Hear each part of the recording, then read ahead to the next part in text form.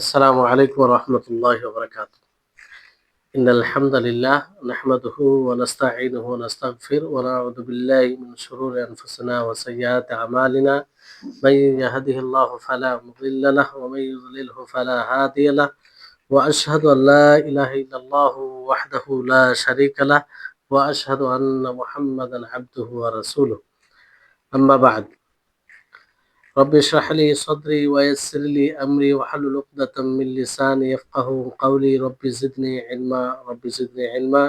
اللهم إني أسألك علما نافعا ورزقا طيبا وعملا متقبلا. সম্মানিত আজকের ক্লাসে উপস্থিত সুপ্রিয় ভাই সকল ও সম্মানিতা বোন, আল্লাহ তাবারক ওয়া তাআলার অশেষ দয়ায় আজকে শেখুল ইসলাম ইবনে তাইমিয়া রাহিমাহুল্লাহ যে অন্যতম বই আকিদায় আল আকিদাতুল ওয়াসিতিয়া, যে বইয়ের ধারাবাহিকতার সাথে ক্লাস চলে আসছে, সে বইয়েরই পূর্বের নেই আজকে আমরা প্রায় 48তম ক্লাসে উপস্থিত হয়েছি, যেটা আল্লাহ তাআলার কৃপা, তার দয়া, তার তৌফিক।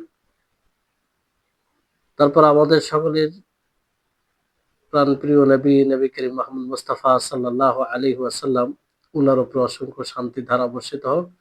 আল্লাহুম্মা সাল্লি আলাইহি আল্লাহুম্মা বারিক আলাইহি।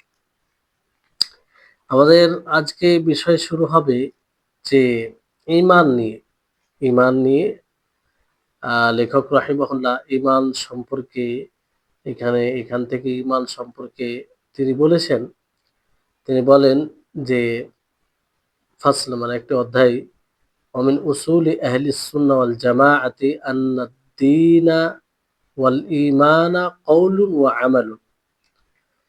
আহলুস সুন্নাহ ওয়াল জামাতের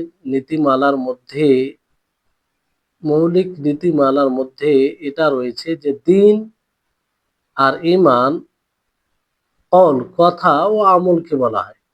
দিন, ঈমান, কথা ও আমলকে বলা হয়।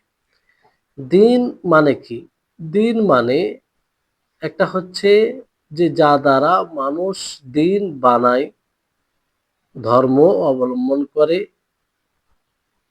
অথবা যা দ্বারা আমল করে। মানে দিনকে বলা হয়, আমলকে বলা হয়। আর কখনো দিনের অর্থ আছে জাজার দিন, প্রতিদান। যেমন আমরা বলি সূরাতুল ফাতিহা, আল্লাহ তাআলা কি বলেন? মালিক ইয়াউমিদ্দিন, তিনি কিয়ামত দিবসের বিচার, তিনি মালিক ইয়াউমিদ্দিন, জাজার দিনের তিনি মালিক, প্রতিদান দেওয়ার দিনের মালিক। তো দিনের অর্থ একটা আসে জাজা, প্রতিদান, একটা অর্থ আসে যে আমল, যা দ্বারা মানুষ দিন একটা অবলম্বন করে। যেমন আল্লাহ তাবারক ওয়া তাআলা বলেন, সুম্মা মা আদরাকা মা ইয়াউমুদ্দিন, আপনাকে কিসে জানিয়েছে যে জাজার দিন কি, অর্থাৎ কিয়ামতের দিন।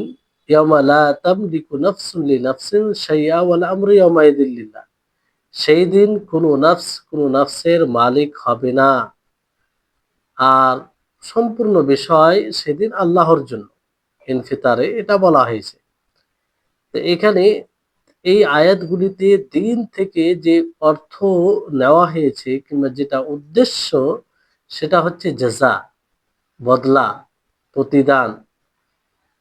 আর আল্লাহ তাবারক ওয়া তাআলার এই বাণীতে রাদিতু লাকুমুল ইসলাম দীনা, যে আমি তোমাদের জন্য ইসলামকে দিন হিসাবে তার প্রতি সন্তুষ্ট আমি।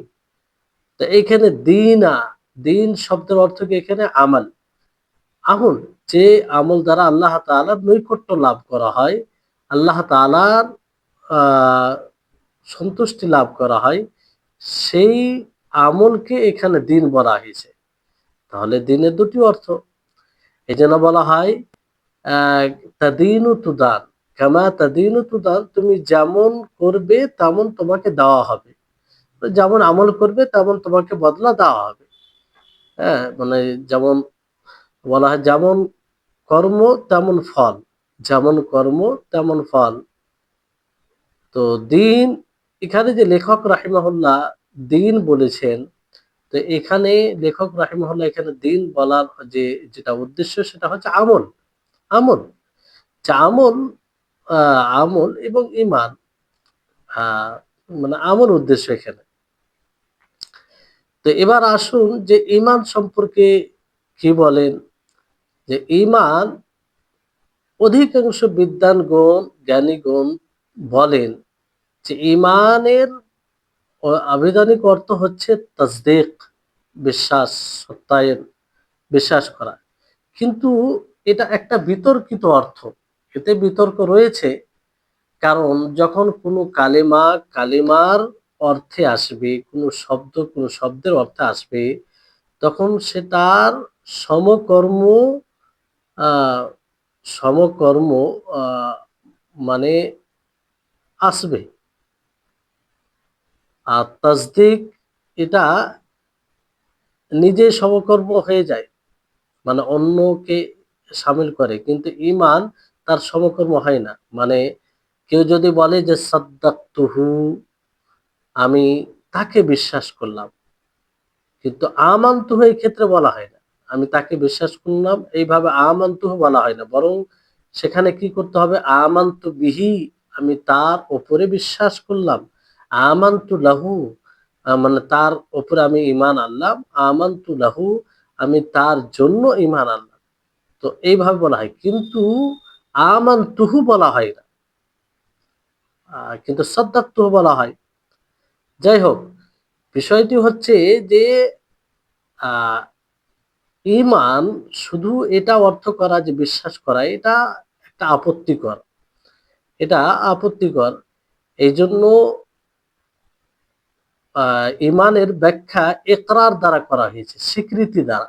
স্বীকৃতি, স্বীকৃতি মানে সবচেয়ে উত্তম হবে যে ঈমান হলো স্বীকৃতি দেওয়া। কারণ স্বীকৃতি দেওয়া সত্যায়ন ছাড়া হয় না। সত্য বলে যখন মানবে তখনই স্বীকৃতি দিবে একটা জিনিসের।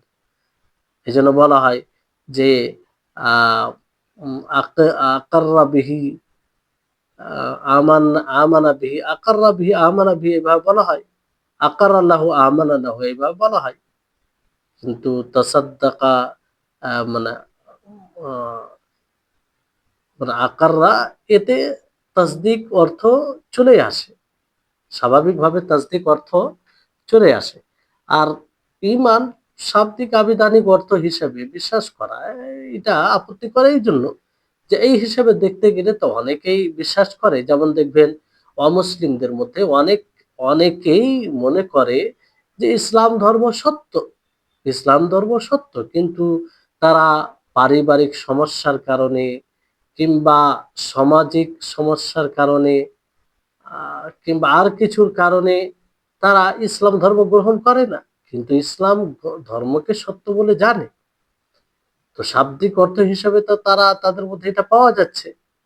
তো এই হিসাবে ঈমান, এটা শাব্দিক অর্থ শুধু এটা করা যে বিশ্বাস করা আপত্তিকর, বরং এটাকে এইখানে কি করতে হবে, যে স্বীকৃতি দেওয়া, স্বীকৃতি দেওয়া, ইকরার, ইকরার, স্বীকৃতি দেওয়া, ইকরার মানে স্বীকৃতি দেওয়া। এর মধ্যে স্বাভাবিকভাবে বিশ্বাস, সত্তায়, এগুলো চলে আসে। আশা করি আপনারা বুঝতে পারছেন। এটা হলো আবিধানিক অর্থ নিয়ে আলোচনা, পর্যালোচনা। এবার শরীয়তের পরিভাষায় ঈমান কাকে বলে, এটা আমাদেরকে জানতে হবে। লেখক রাহিমাহুল্লাহ তিনি বলেন যে কওলুন ওয়া আমালুন, কওলুন ওয়া আমালুন, ঈমান হচ্ছে কওল ও আমাল। মানে ঈমান, ঈমান কাকে বলে, কওল ও আমালকে, কথা এবং আমলকে। তো এটা একটা সংক্ষিপ্ত সংজ্ঞা লেখক রাহিমাহুল্লাহ দিয়েছেন।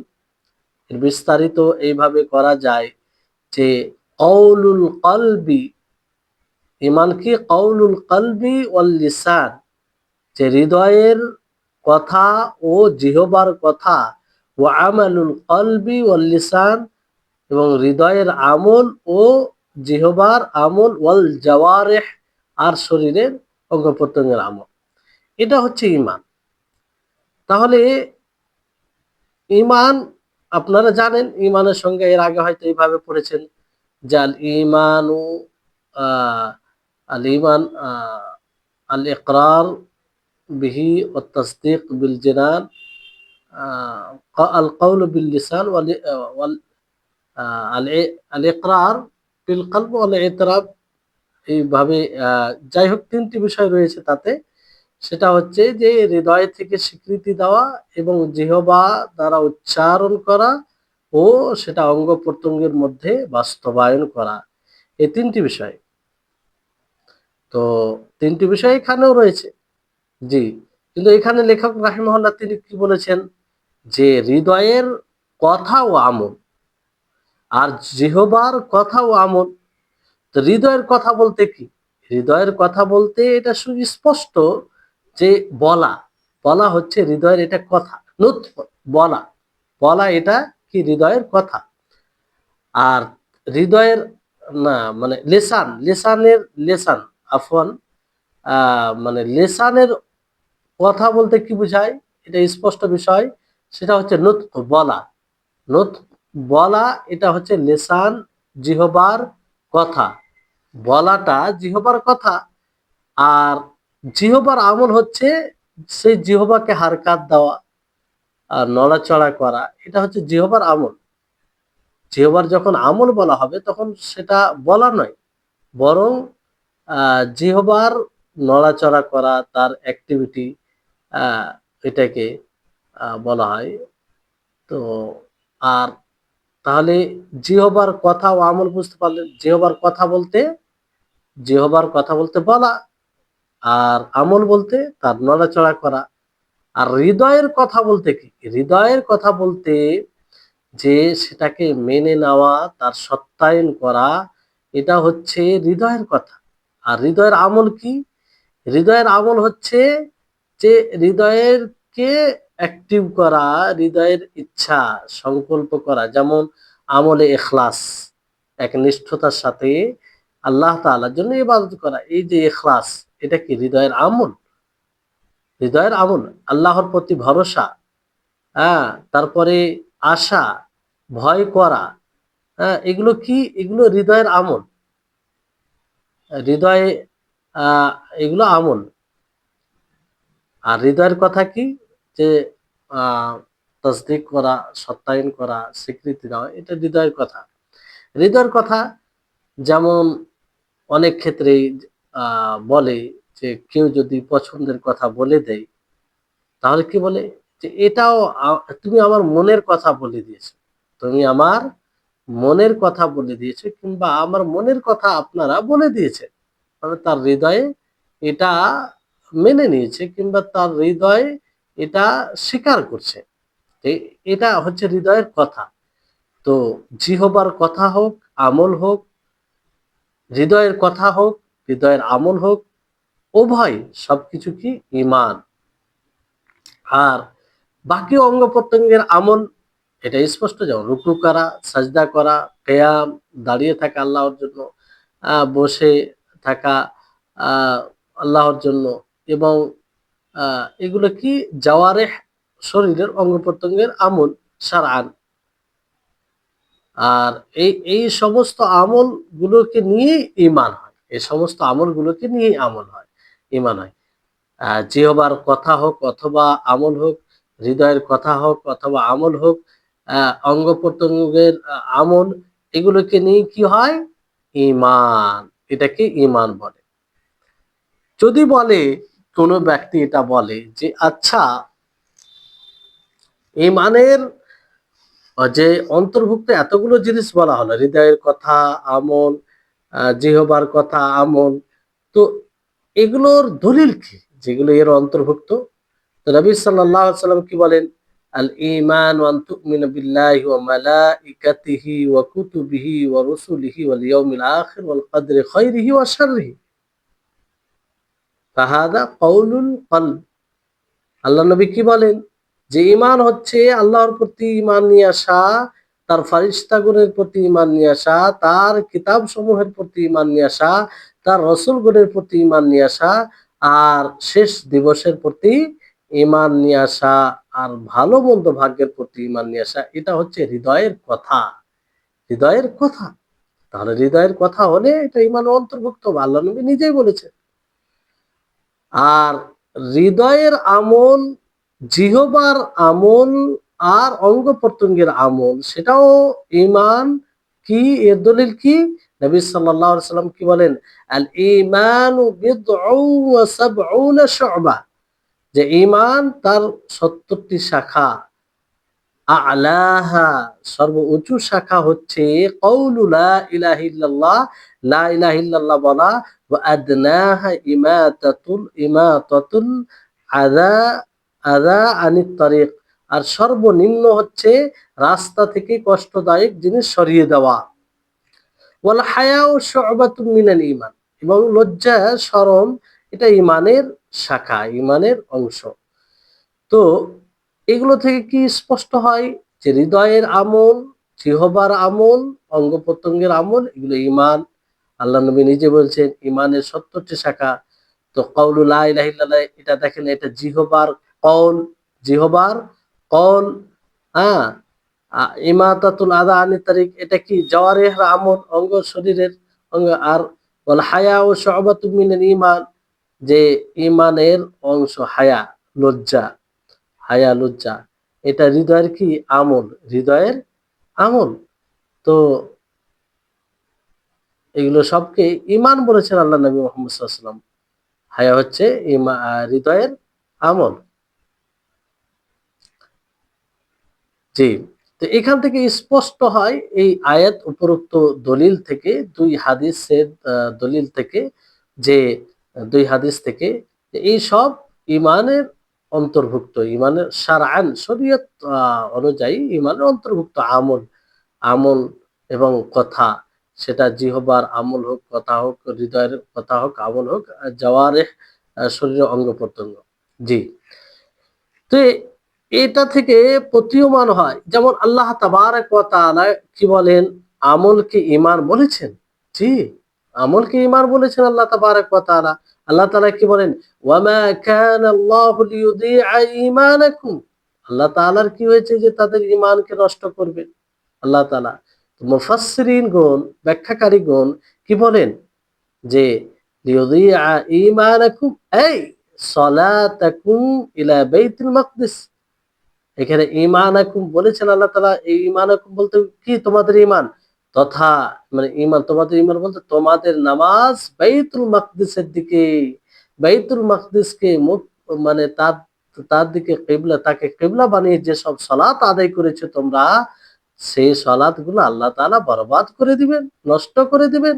আসলে এই আয়াতের যে মানে আয়াত নাযিল হয়েছে কেন, কেন মানে যখন কিবলা পরিবর্তন হয়, বাইতুল মাকদিস থেকে কাবা হয়ে যায়, তার পূর্বে বাইতুল মাকদিসের দিকে মুখ করে নামাজ হয়েছে, পড়েছেন।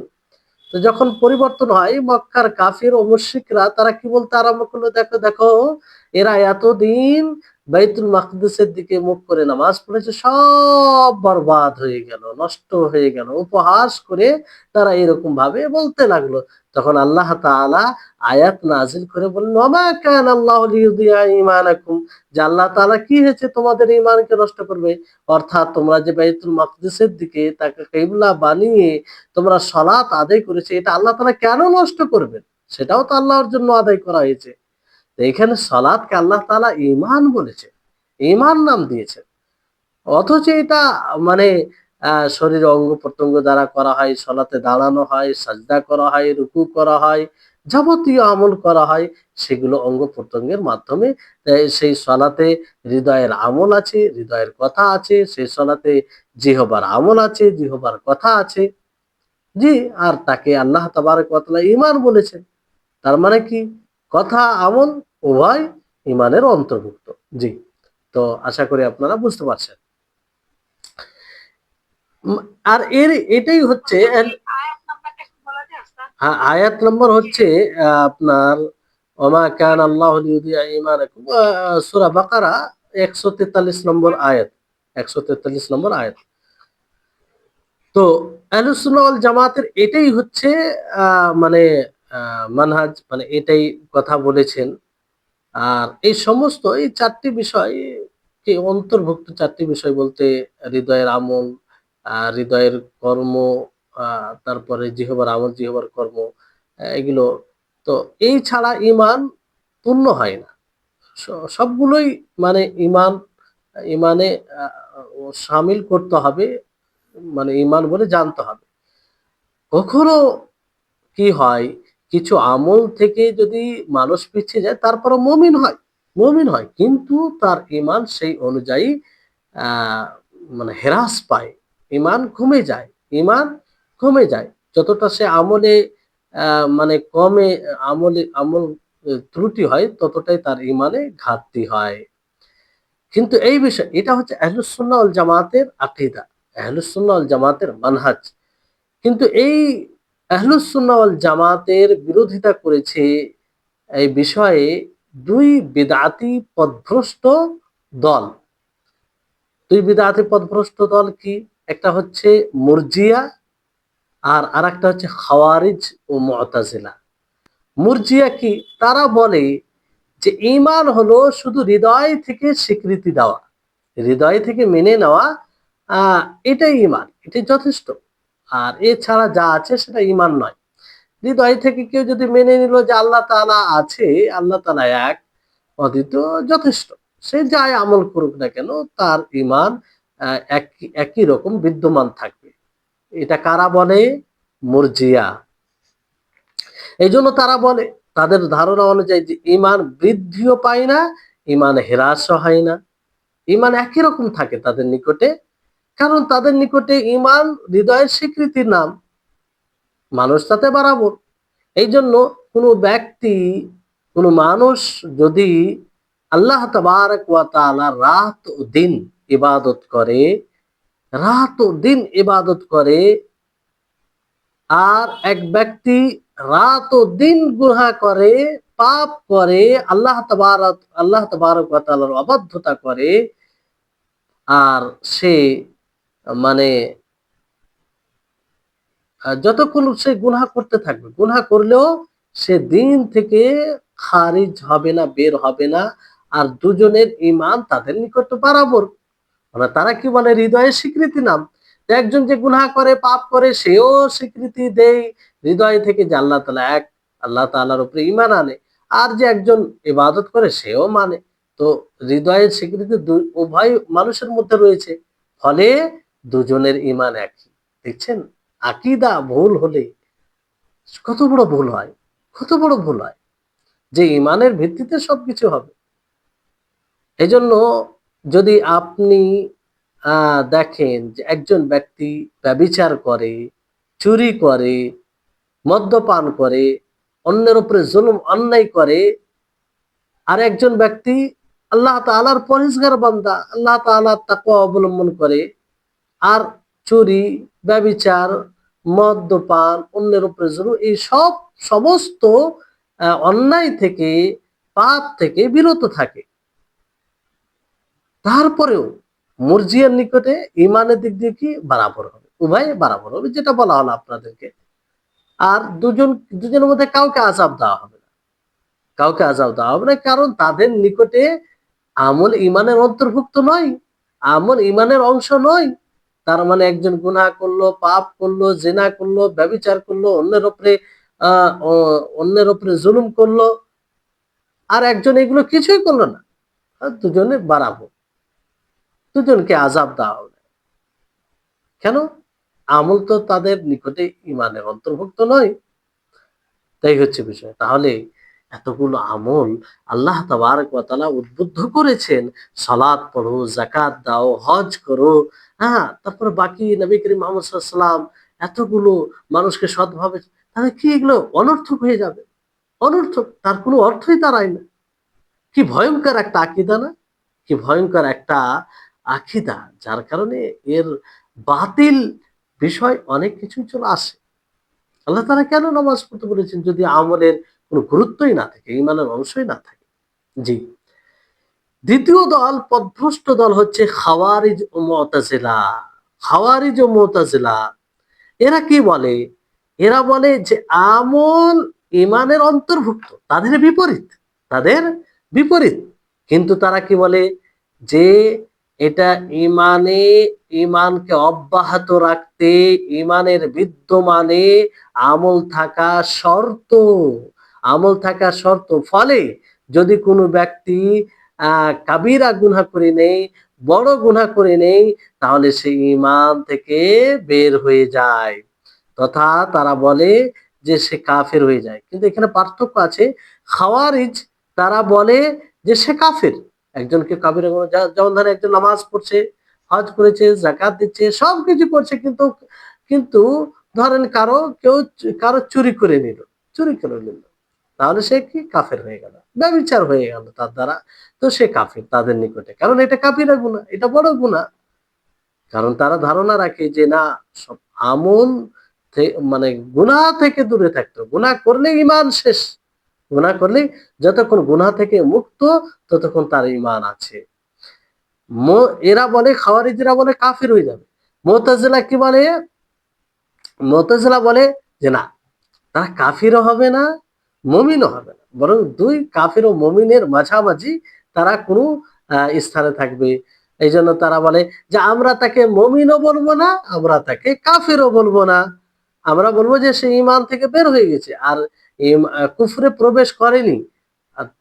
কুফর ও ইমানের মাঝামাঝিতে তারা রয়েছে। এই হচ্ছে তাদের ইমান বিষয়ে কথা। দুটোই পথভ্রষ্ট দল, এরাই স্পষ্ট, আপনারাই এর খণ্ডন করতে পারবেন।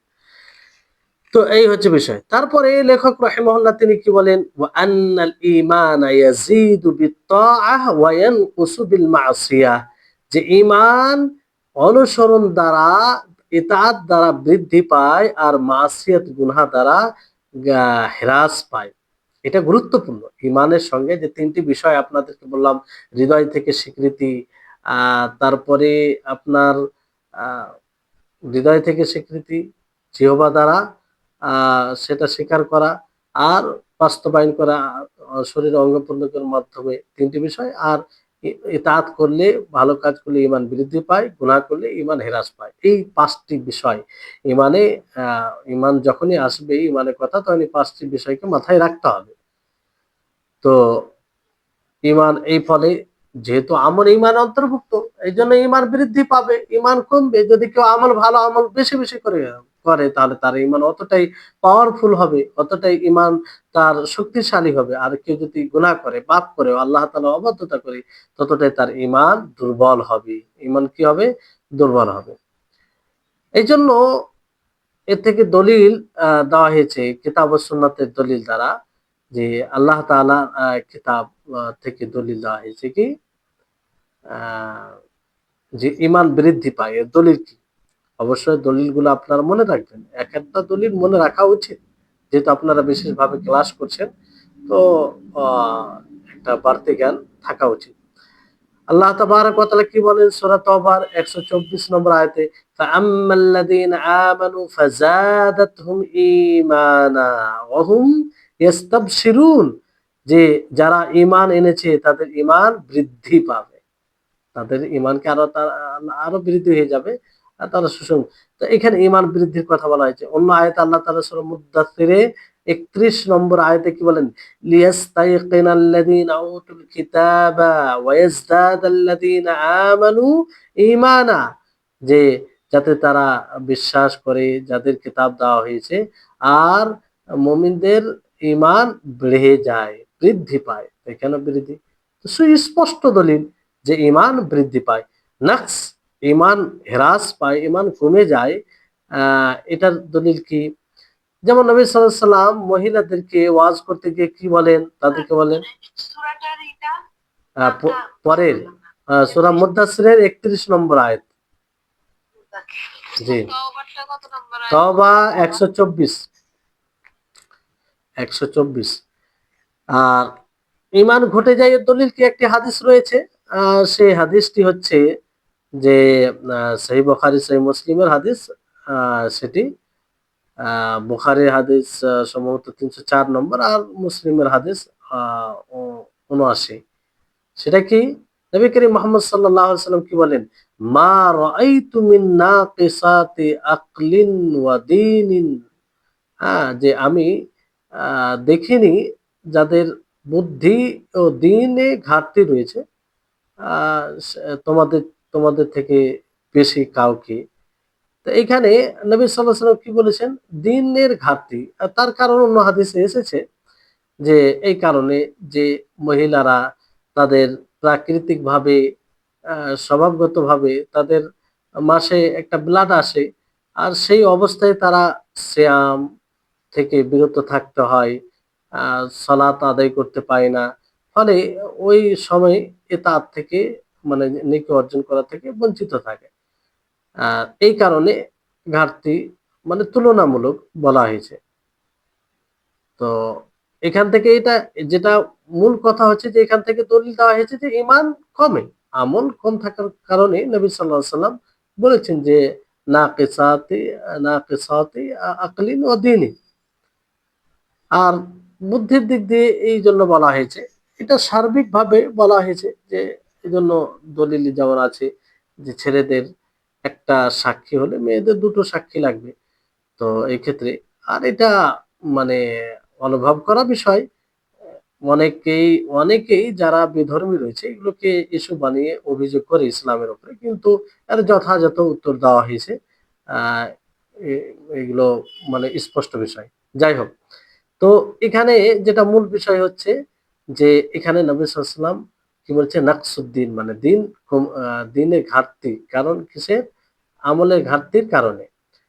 তো এটা একটা দলিল।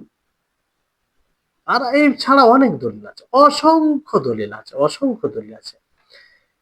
তাই হচ্ছে বিষয়। এবার আসুন যে ঈমান বৃদ্ধির মৌলিকভাবে ৪ টি কারণ আ ওলামাগণ বলেছেন যে একটি কারণ হচ্ছে যে কারণে আপনার ঈমান বৃদ্ধি পাবে। এইজন্য এর পূর্বে একটা কোর্স করা হয়েছিল।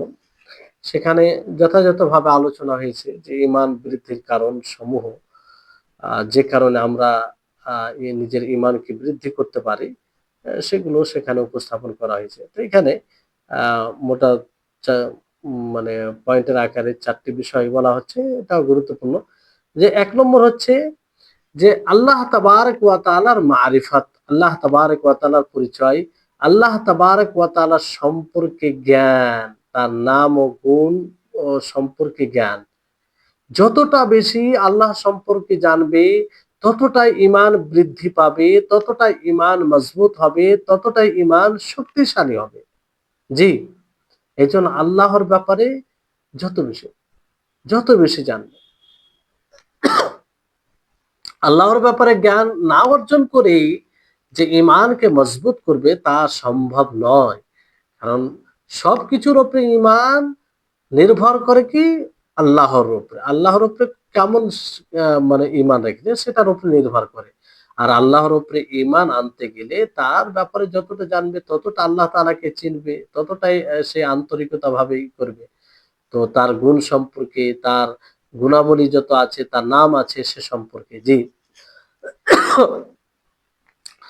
এজন্য হ্যাঁ, এই ব্যাপারে অনেক বিষয় বলা যেতে পারে। তারপরে ২য় বিষয় হচ্ছে যে আল্লাহ তাবারাক ওয়া তাআলা যেগুলো সৃষ্টিগত আয়াত নিদর্শন রয়েছে আর শরীয়তে যেগুলো আয়াত রয়েছে সেগুলোকে নিয়ে চিন্তা ভাবনা করা, সেগুলোকে নিয়ে কি করা? চিন্তা ভাবনা করা। তাহলে এতে ঈমান বৃদ্ধি পাবে। আল্লাহ তাআলাকে জানতে পারবে। যেমন আল্লাহ তাআলা কি বলেন যে আফালা ইয়ানজুরুনা ইলাল ইবলি কাইফা খুলিকাত, তারা কি দেখে না ইলাল ইবলি উটের দিকে যে কিভাবে আল্লাহ সৃষ্টি করা হয়েছে, ওয়াইলাস সামাই কাইফা রুফিআত, আসমানের দিকে কিভাবে তাকে সুউচ্চ করা হয়েছে, ওয়াইলাল জিবালি কাইফা নুসিবাত, পাহাড়ের দিকে যে পাহাড়কে খাড়ো করা হয়েছে, স্থির করে দেওয়া হয়েছে, নাসব করা হয়েছে, ওয়াইলাল আরদি কাইফা সুতিহাত, জমিনের দিকে যে জমিনকে বিছিয়ে দেওয়া হয়েছে। তো এই যে চিন্তা ভাবনা, গৌর ফিক্র, চিন্তা ভাবনা করা, তাকে নিয়ে মানে করা যে এটা মানে এটা সৃষ্টি যদি এরকমটা হয় তো যিনি সৃষ্টি করেছেন তিনি কত শক্তিশালী হবে। এই আসমান যার নিচে খুঁটি নেই, খুঁটিবিহীন, হ্যাঁ, স্তম্ভবিহীন সে আসমান আমাদের মাথার উপরে দাঁড়িয়ে আছে। হ্যাঁ, মানে কিছুই নেই। তো এটা এটা কোনো মানুষ, কোনো মাখলুক দ্বারা সম্ভব নয় এটা। আল্লাহ তাবারক ওয়া তাআলা অনুরূপভাবে জমিনকে এমনভাবে আল্লাহ তাআলা বিছিয়ে দিয়েছেন যে আমরা যেভাবে চাই সেভাবে বাস করি। যেভাবে চাই সে মাটিকে কেটে আমরা নিজের মতো তৈরি করি। আ আম মাটি মানে স্থির হয়ে গেছে। জমিনটা বরাবর এমনটা নয় যে এমন উঁচু-নিচু যে থাকতে অসম্ভব হয়ে যাচ্ছে তাও নয়। আল্লাহ তাআলা কিভাবে বিছিয়েছেন মানুষের জন্য। পাহাড়কে দেখেন এত বড়, বড় পাহাড়, যে পাহাড় কারণে জমিন স্থির হয়ে আছে সেই পাহাড় আল্লাহ তো এইভাবে চিন্তা ভাবনা মানুষ যত করবে তত তার ঈমান বৃদ্ধি পাবে। অনুরূপভাবে আল্লাহ তাআলা আ সু এই সূরা গাশিয়াতে এগুলো বলা হয়েছে। আর সূরা ইউনূসের ১০১ নম্বর আয়াতে দেখবেন তো সেখানে আল্লাহ তাআলা বলেন, "কুল কুল ইনজুরু মাযা ফিস সামাওয়াতি ওয়াল আরদ।" হে নবী আপনি বলুন যে তারা যেন দেখে যে আসমান ও জমিনে কি, ওমা তুগনিল আয়াতু ওয়ান নুযুরু আন কওমিন লা ইউমিনুন। তো এই আয়াত এখানেও দেখার কথা বলেছে। তো যাই হোক, মানুষ যতটা জ্ঞান অর্জন করবে এই ব্যাপারে, আ আ দুনিয়ার সৃষ্টির ব্যাপারে যতটা ভাববে মানুষ, ততটাই তার ঈমান বৃদ্ধি পাবে। ততটাই তার ঈমান এই যে মাখলুক আল্লাহ তাআলার সৃষ্টি, আশ্চর্যজনক যেগুলো বিষয় রয়েছে, রহস্যজনক একেকটা সৃষ্টির পিছনে যে আল্লাহ তাআলার হিকমা, উদ্দেশ্য, আল্লাহ তাআলা রব্বানা মা খালাকতা হাযা বাতিলা সুবহানাকা ফাকিনা আযাবান নার। আল্লাহ তাআলা কোন সৃষ্টিকে অনর্থক সৃষ্টি করেনি। কি করে হয়? তিনি হাকিম। তিনি অনর্থক কি করে সৃষ্টি করতে পারে? আমরা আমরা আমাদের দ্বারাতে অনেক কথা অনর্থক হয়, অনেক কর্ম অনর্থক হয়। আল্লাহ তাবারক ওয়া তাআলা তিনি তো হাকিম। তার প্রতিটি কথা, তার প্রতিটি বিধান, তার প্রতিটি বিষয় হিকমতে পরিপূর্ণ। ফলে তিনার কোন সৃষ্টি অনর্থক হতে পারে না। তার প্রত্যেকটি বিষয়ের পিছনে রহস্য, হিকমা রয়েছে। তো এগুলো নিয়ে চিন্তা ভাবনা করা, এটা যত করবে তত ঈমান বৃদ্ধি পাবে। আল্লাহ তার ঈমান হবে। অনুরূপভাবে শরীয়তে যেগুলো আয়াত রয়েছে তাতে তা নিয়ে চিন্তা ভাবনা করলে অ্যা সে সেক্ষেত্রেও ঈমান বৃদ্ধি পাবে। হুম? আল্লাহ তাবারাক ওয়া তাআলা যে শরীয়ত নাযিল করেছেন, তাতে যে বিধান রয়েছে তা নিয়ে চিন্তা করলে তাতেও ঈমান বৃদ্ধি পাবে। জি, এমন হিকমা রয়েছে, এমন বিধান রয়েছে যে তার সেটা মানুষের জন্য উপকারী, যেটা মানুষ কল্পনা করতে পারে না। মানুষ মানুষের স্বভাবের সাথে মিল খায়। মানুষের সেই হিকমা বিধানের দ্বারাতে সবকিছু হেফাজত করা হয়। জি, তো এই হচ্ছে বিষয়। আর এই শরীয়ত মানে মানে এমনও আল্লাহ তাআলার হিকমত মানে সৃষ্টি রয়েছে যেগুলো আমাদের আকল, বিবেক আ মানে স্থির হয়ে যায়। বিবেকও কাজ করে না। যে আর ওই বিবেক অতটা পাওয়ার দেয়নি আল্লাহ তাআলা যে আমরা সবকিছু আ দুনিয়াতে বুঝে ফেলি। তা দেয় না। আল্লাহ তাআলা সবকিছু সিস্টেমেটিক ভাবে আল্লাহ তাআলা যেটা চালাচ্ছেন, পরিচালনা করছেন তাতে ইনসাফ রয়েছে, আদল রয়েছে, রহমত রয়েছে, সবকিছু রয়েছে। সবকিছু রয়েছে। তৃতীয় বিষয় হচ্ছে যে অধিকভাবে অনুসরণ করা আল্লাহ তাবারক ওয়া তাআলা আর ইহসান করা। এটা তো ঈমান বৃদ্ধি পায়।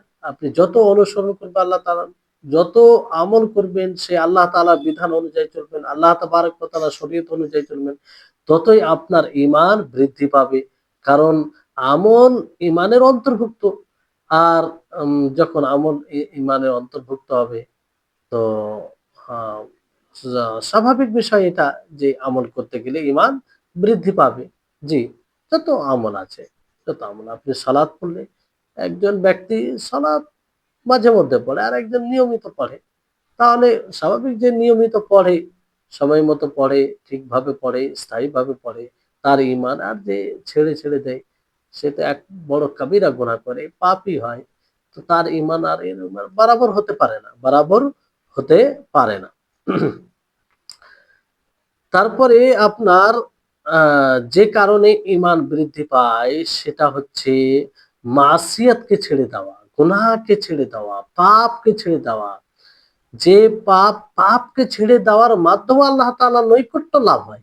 আর আল্লাহ তাআলার নৈকট্য লাভ হওয়া মানে কি? ঈমান বৃদ্ধি পাচ্ছে। ঈমান বৃদ্ধি পাচ্ছে।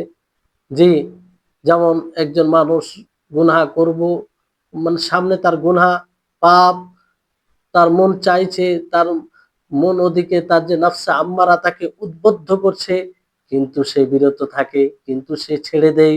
কেন? আল্লাহ তাআলাকে ভয় করে, আল্লাহ তাআলার সন্তুষ্টির উদ্দেশ্যে। তাহলে এতে তো আল্লাহ তাআলা খুশি হবেন। এতে তো আল্লাহ তাআলার নৈকট্য লাভ হবে। তো এইভাবে ঈমান বৃদ্ধি পায়। তাহলে ৪ টি কারণ বলা হলো। ৪ টি কারণ কি, কি বলা হলো? যে একটা আল্লাহ তাআলার পরিচয়, তার নাম ও গুণাবলী সম্পর্কে যতটা জানবেন ততটাই আপনার ঈমান বৃদ্ধি পাবে। দ্বিতীয় হচ্ছে আল্লাহ তাআলার সৃষ্টিগত নিদর্শনের প্রতি মানে সেটাকে নিয়ে চিন্তা ভাবনা করা, তার শরীয়তে যেগুলো রয়েছে বিষয় সেগুলো নিয়ে চিন্তা ভাবনা করা। তৃতীয় হচ্ছে অধিকভাবে তার অনুসরণ করা, তার শরীয় অনুযায়ী চলা। চতুর্থ হচ্ছে গুনাহকে ছেড়ে দেওয়া, গুনাহকে ছেড়ে দেওয়া। জি। তো তারপরে বিষয় যেটা রয়েছে যে ঈমান হ্রাস পাওয়ারও ৪ টি কারণ রয়েছে। মোটা ৪ টি কারণ। এরকম অনেক রয়েছে কিন্তু ৪ টি কারণ মোটা। সেটা হচ্ছে যে ১ম যেটা বললেন ঈমান বৃদ্ধির কারণের মধ্যে তার বিপরীত যে আল্লাহ তাআলার সম্পর্কে জ্ঞান অর্জন করা থেকে বিমুখ হয়ে যাওয়া। মানে কোনো আগ্রহ না রাখা আল্লাহ তাআলা সম্পর্কে, না জানা তার গুণাবলী। যেমন আজকে বর্তমান সমাজ বড় আফসোস হয় যে মানুষ সামান্য জ্ঞান শিখে নেই তো ওটাকেই যথেষ্ট মনে করে। না আল্লাহ সম্পর্কে সঠিক ধারণা আছে, না আল্লাহর গুণাবলী কোন সম্পর্কে জানা আছে। যদি সেইরকম ইলমের ব্যবস্থা করা হয়, আল্লাহর ব্যাপারে জ্ঞান দেওয়ার ব্যবস্থা করা হয়, তারপরেও মানুষের আগ্রহ দেখা যায় না। আগ্রহ দেখা যায় না। উদাসীন, হ্যাঁ? এক প্রকার উদাসীনতা দেখা যায়। তো এই যে তাহলে এতে তো ঈমান হ্রাস পাবে, ঈমান কমবে, স্বাভাবিক। আল্লাহর ব্যাপারে যত জ্ঞান কম থাকবে তত ঈমান কম থাকবে। এটা একটা কারণ। ২য় কারণ হচ্ছে যে আল্লাহ তাবারাক ওয়া তাআলার সৃষ্টিগত যেগুলো নিদর্শন রয়েছে ও শরীয়তসম্মত নিদর্শন রয়েছে শরীয়তে কোরআন ও হাদিসে, তার উপরে চিন্তা ভাবনা করা থেকে বিমুখ হয়ে যাওয়া। চিন্তা ভাবনা না করা সেটাকে। করবে চিন্তা ভাবনা করলে ঈমান বৃদ্ধি পাবে। আর না করলে বিমুখ হয়ে যাওয়া, এটাকে গুরুত্বই না দেওয়া, এতে ঈমান হ্রাস পাবে। ফলে মানুষ কি হবে? যদি না মানে না করে, গুরুত্ব না দেয়, এতে গাফিল হয়ে যাবে। হৃদয় কঠোর হয়ে যাবে। হৃদয় কঠোর হয়ে যাবে। ৩য় হচ্ছে যে আমল কম করা। আমল যদি কম করেন তাহলে ঈমান। এই যে মানুষ বলে না যে আমি নামাজ পড়ি না তো কি আছে? আমার ঈমান ঠিক আছে। এগুলো জাহিলের কথা। এগুলো শয়তানি বাক্য একটা। একদম ইলমের বেসিক ধারণা রাখে না ওইসব মানুষদের এগুলো বাক্য। আল্লাহ তাদেরকে হেদায়েত দান করুন। বড় এইসব বাক্য যখন কর্ণে আসে মানে ব্যথায় আ মানে একজন মানুষ যারা চিন্তিত বড়ই ব্যথিত হয়। যে একজন মুসলিম কি করে এই কথাগুলো বলে? তার মুখ থেকে এই কথা আসে কি করে? কতটা জ্ঞান থেকে দূর থাকলে এইসব বাক্য একজন মুসলিম যাকে যে নিজেকে মুসলিম বলে তার মুখ থেকে এসব বলে বের হয় যে আমি আল্লাহ তাআলাকে মানি না, আল্লাহ নামাজ পড়ি না, কিন্তু আমার ঈমান ঠিক আছে। হ্যাঁ, তো এই হচ্ছে আপনি যত আমল কম করবেন ততই আপনার ঈমানে ঘাটতি আসবে। যেটা পূর্বে দলিলে বলা হলো, মা রাআইতু মিন নাকিসাতি আকলিন ওয়া দীনিন আ আযহাবু লিলুব্বির রাজুলিল হাজিমি মিন ইহদাকুন্না। তো যখন এই কথা আল্লাহ নবী বললেন তো সাহাবায়ে কেরাম কি বলেছিলেন? মানে সাহাবায়ে কেরাম সাহাবিয়া তো হতে পারে। যে ইয়া রাসূলুল্লাহ, যে হে আল্লাহর রাসূল কাইফা নুকসানু দীনিহা, যে তাদের মানে দ্বীনে ঘাটতি হবে এটা কি করে হয়? তো তিনি বলেন আলাইসা ইযা হাযাত লাম তুসাল্লি ওয়া লাম তাসুম, তা তা এটা কি নয় যে তারা যখন মাসিক অবস্থায় থাকে, মাসে যেটা ব্লাড আসে সেই অবস্থায় তারা নামাজও পড়ে না, সিয়ামও রাখে না। তো এই যে তার থেকে তখন সাময়িকভাবে বঞ্চিত হয়ে যায়। তো এটা হচ্ছে। তো এটা দলিল। ৪র্থ বিষয় হচ্ছে গুনাহ করা, পাপ করা। গুনাহ যত করবেন ততই আপনার ঈমান হ্রাস পাবে। ব্যভিচার করবেন ঈমান। এমনকি বলা হয়েছে ব্যভিচার যখন করে মানুষ তার ঈমান তার থেকে উঠে যায়। হ্যাঁ? তো মানে গুনাহ করলে আপনার ঈমান কমবে। ঈমান কমে যাবে। আল্লাহ তাআলা কি বলে? কাল্লা বাল রানা আলা কুলুবিহিম মা কানু ইয়াকসিবুন। হ্যাঁ, যে কখনো না। তাদের হৃদয়ে তাদের কর্মের কারণে মরিচা পড়ে গেছে। মরিচা পড়ে গেছে। তো এখান থেকে মানে গুনাহ যত করবে মানুষ তত কি হবে? তত কি হবে? ততই তার ঈমান হ্রাস পাবে। তার ঈমান কমে যাবে। তার ঈমান কি হবে? কমে যাবে। জি। কিন্তু এই বিষয়ে উম ঈমান ঈমান বৃদ্ধি ও ঈমান ঘটে যাওয়ার ব্যাপারে আ ২ দল বিরোধিতা করেছে। যেটা পূর্বে আপনারা নাম শুনেছেন। সেটা হচ্ছে একটা হচ্ছে মুরজিয়া আর একটা হচ্ছে খাওয়ারিজ ও মু'তাজিলা। মুরজিয়ারা কি বলে যে ঈমান না বাড়ে না কমে। কারণ তাদের নিকটে ঈমান হচ্ছে হৃদয়ের স্বীকৃতি নাম।